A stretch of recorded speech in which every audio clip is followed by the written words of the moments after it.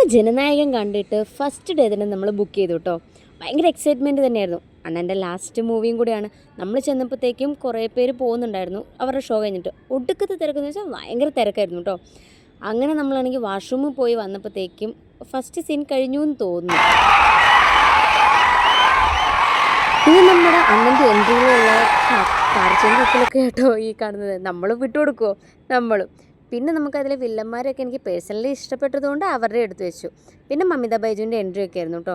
ശരിക്കും അതിലെ ഡാൻസിൽ ഞങ്ങളും കയറി തുള്ളി കേട്ടോ. ശരിക്കും എൻജോയ് ചെയ്തതെന്ന് വെച്ചാൽ ശരിക്കും എൻജോയ് ചെയ്തു. അണ്ണൻ്റെ ഈ ലാസ്റ്റത്തെ മൂവിയെല്ലാം എന്തായാലും തിയേറ്ററിൽ പോയി കണ്ട് മസ്റ്റേ ഐറ്റമാണ്. ഓരോ എൻട്രിയും എനിക്ക് പേഴ്സണലി നന്നായിട്ട് ഇഷ്ടപ്പെട്ടു. പിന്നെ അവരുടെ ലാസ്റ്റ് ഒരു ഫൈറ്റ് സീനുണ്ട്, പക്കയായിരുന്നു കേട്ടോ. നമ്മളൊക്കെ ഇങ്ങനെ നോക്കി നിന്ന് പോവും, അങ്ങനെയായിരുന്നു.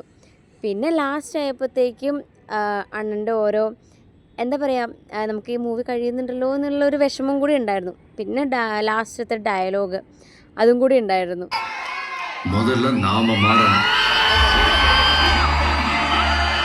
അത് കഴിഞ്ഞ് തിയേറ്റർ മൊത്തം ഒന്ന് ശാന്തതയായിട്ടോ. കാരണം ലാസ്റ്റായിട്ട് അണ്ണൻ്റെ എല്ലാ മൂവീസിലും ഓരോന്നൊക്കെ കാണിച്ചുകൊണ്ടിരിക്കുമ്പോൾ ഭയങ്കരമായിട്ട് സങ്കടം വന്നു. കുറച്ച് പേരൊക്കെ കരയുന്നൊക്കെ ഉണ്ടായിരുന്നു. അതെല്ലാം കഴിഞ്ഞ് ഫോട്ടോസൊക്കെ എടുത്തിട്ട് പിന്നെയും നമ്മളാണെങ്കിൽ പോയിട്ടോ. ഇപ്പോഴും ആൾക്കാർ വന്നുകൊണ്ടിരിക്കുകയാണ് നെക്സ്റ്റ് ഷോയ്ക്ക്.